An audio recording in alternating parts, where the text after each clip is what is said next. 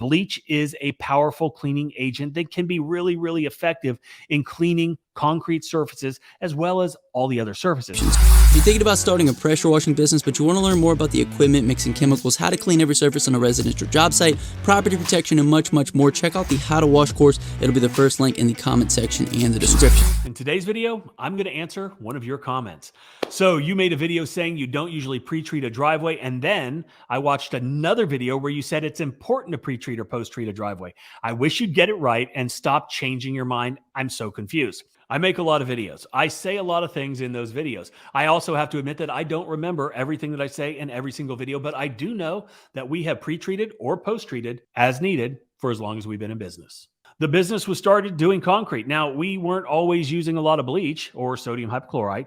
We were using degreasers because we were doing restaurants, dumpster pads, gas stations, receiving areas, really nasty, really gross, really greasy, and we always pre-treated with an industrial strength degreaser.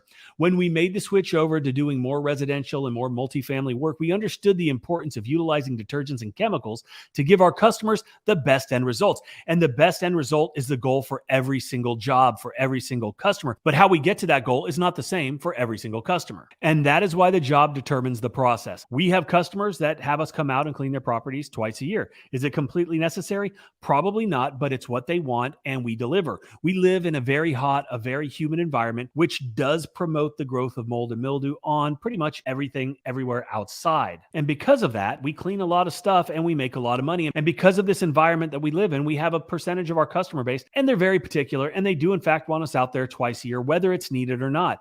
We've got them set up on the schedule. They get an advanced email notification. We come out, we clean their stuff, we invoice them, and they're absolutely thrilled. Their stuff looks great all year long. And these are perfect examples of when it's not absolutely necessary to do a post-treatment or a pre-treatment on their concrete. But again, this is left up to the technician performing the work to determine the best course of action for that particular job. It's really easy to take things out of context, especially when you're watching older videos. And it's important to understand and remember that as business owners, we have to continually improve. We have to continually educate ourselves. We have to have open minds, and we have to understand that we don't know everything. There are scenarios where there is a better way. I've been doing things my own way for a long time, but I'm also open to change. I'm open to suggestions, and I'm always looking for new ways to do things better so we can be more efficient. Look, I've got employees that are on the ground every single day, and these are the guys that take the information that I give, the knowledge, the education that we provide during the training process, and I want them to make it their own. I want them to improve upon it. I want them to become more efficient. But like I said, we do have standard operating procedures. We do have processes, but every job is different. Every surface on every house is different. And there are some houses that are by a marsh. There are some houses that are near woods. Some have trees growing over them. Some don't.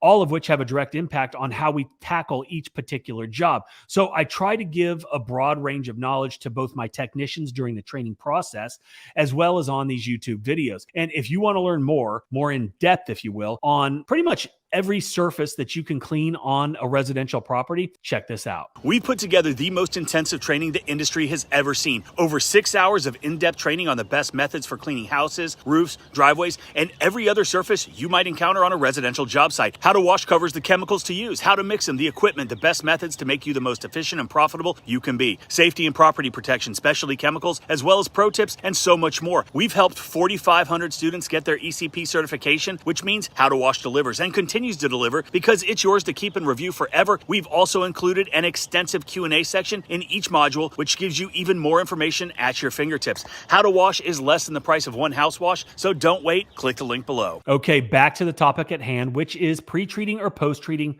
or neither. Regardless of what you decide you're going to do for your business, there are factors that you need to consider that will come into play.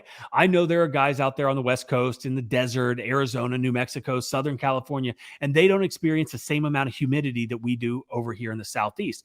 So they're not fighting the mold and the mildew like we do. So they probably don't have to pre-treat or post-treat like we would here in the Southeast of the United States.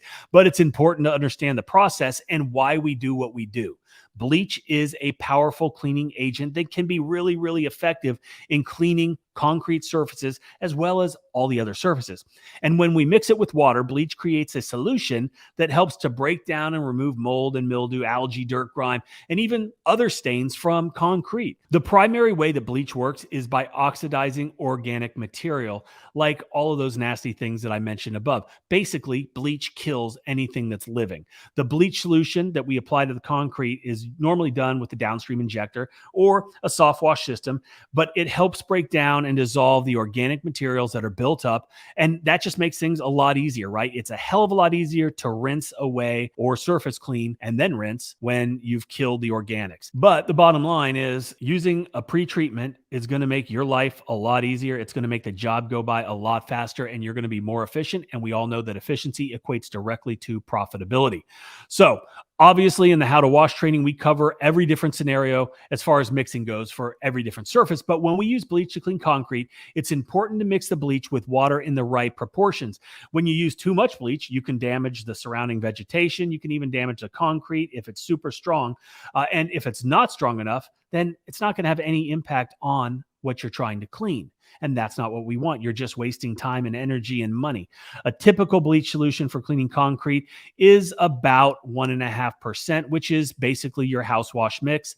And it's perfect when you're downstreaming. Now, you can amp it up if you need to. If the concrete's really dirty, you can dial it down if the concrete isn't as dirty and you don't have as much organic buildup. But again, every job is different, and you have to understand what you're dealing with and how to get to those percentages. So understanding your process, your equipment is absolutely critical to your business. Delivering a good final product is the key. That's the end result that we're going for, and that's what we want. But more importantly, that's what our customers want. And if we don't do that, they're going to find somebody that does it the right way. And if you're not doing it the right way, I promise you that myself or somebody like me, your competition in your market, they're going to take your customers every single time if you're doing shit work. So learn to do it the right way. And obviously I'm kidding, but that is the mentality that you have to have if you want to be successful in this business.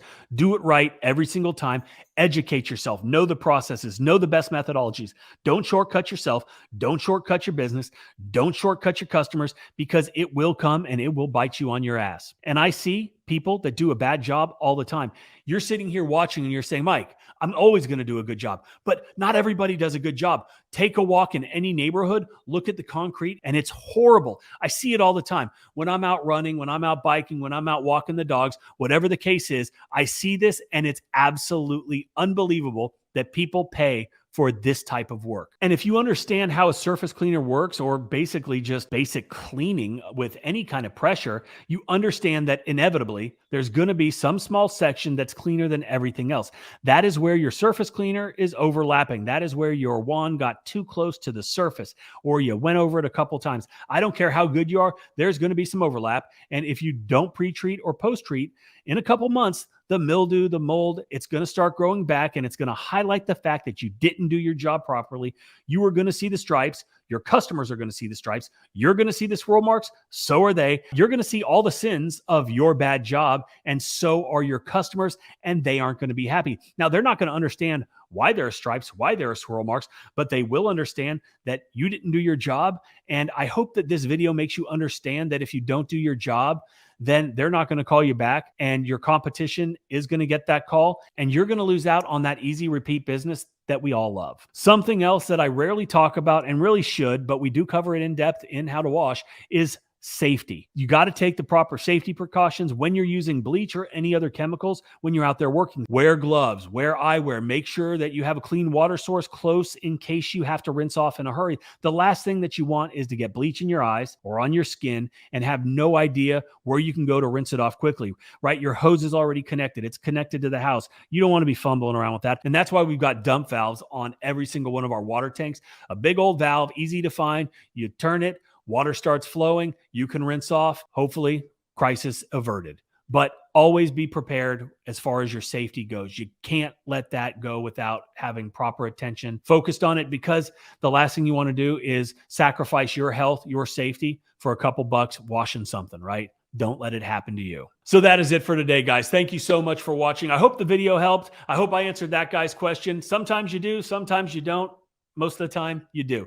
But also, don't forget that it's okay to let your business evolve. It's okay to open up your mind, accept the fact that you don't know everything, that there are better ways to do things. And with that, thanks for watching. Don't forget to check out Quote IQ. It's on the Apple Store, the Google Play Store. You can also get it on myquoteiq.com. Also, How to Wash if you need training. Thanks again. Have a great day.